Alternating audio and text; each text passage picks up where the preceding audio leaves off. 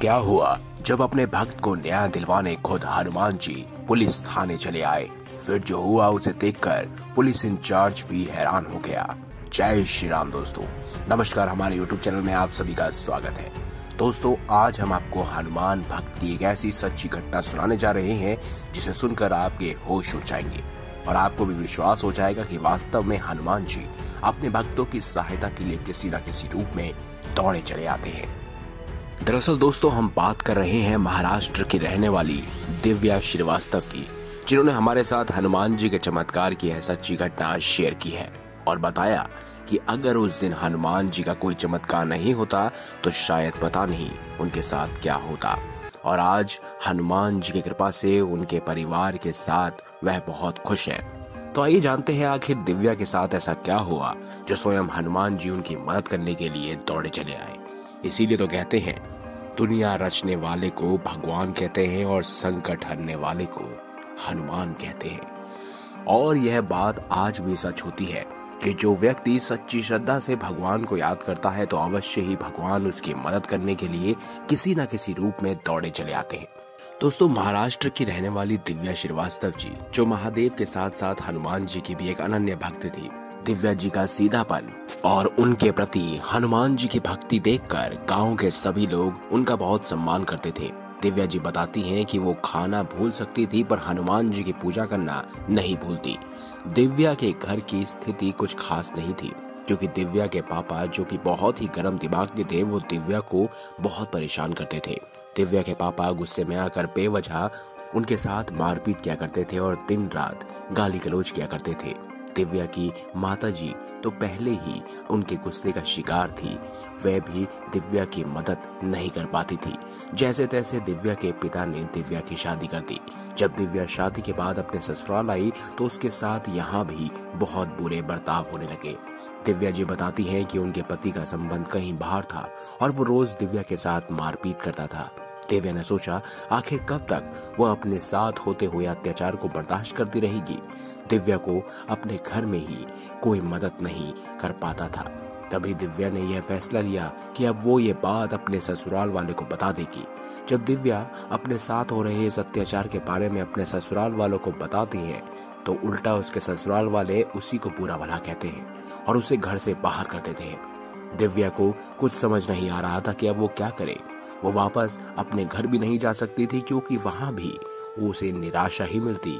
वहां से पैदल निकल गई और मन ही मन वो सिर्फ हनुमान जी का नाम का जाप कर रही थी। कुछ दूर चलने पर दिव्या को हनुमान जी का मंदिर दिखा। वो मंदिर के किनारे बैठकर रो रही थी। तभी एक बुजुर्ग आदमी उसके पास आया और दिव्या से कहा, बेटी मत रो, सब ठीक हो जाएगा। उस बुजुर्ग आदमी ने दिव्या को कहा, अपने लिए लड़ो, मैं तुम्हारे साथ हूँ। इतना कहकर वो बुजुर्ग वहां से चला गया।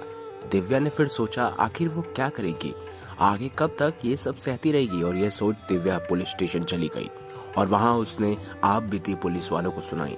जब थाने में दिव्या के ससुराल वालों को बुलाया गया तो उन्होंने सारा इल्जाम दिव्या पर लगा दिया। पर थोड़ी देर में वहां वो बुजुर्ग आदमी आ गया जो मंदिर में दिव्या को मिला था। वो बुजुर्ग आदमी दिव्या की तरफ से उसके ससुराल वालों के सारे कारनामे पुलिस को बताए। तभी पुलिस वाले उस बुजुर्ग व्यक्ति से पूछते हैं कि आप कौन लगते हो।